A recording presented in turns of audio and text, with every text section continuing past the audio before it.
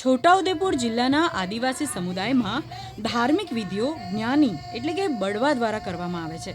પરંતુ જ્ઞાની બનવું એ સહેલું નથી. તે માટે અગ્નિ પરીક્ષાની સખત પરંપરામાંથી પસાર થવું પડે છે.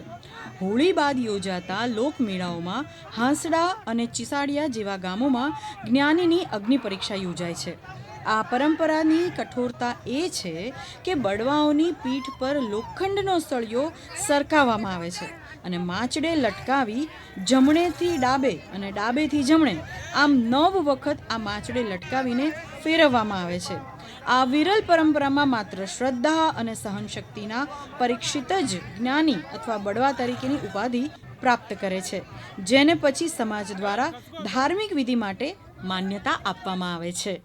આદિવાસીઓની મોટાભાગની ધાર્મિક વિધિ જ્ઞાની એટલે કે બળવા દ્વારા કરવામાં આવતી હોય છે. ત્યારે છોટાઉદેપુર જિલ્લાના ચિસાડિયા ગામના આ જે માચડા ઉપર બળવાને 9 વર્ષ સુધી આ માચડે લટકીને અગ્નિ પરીક્ષા આપે ત્યારે બળવા તરીકેની ઉપાધિ પ્રાપ્ત થતી હોય છે.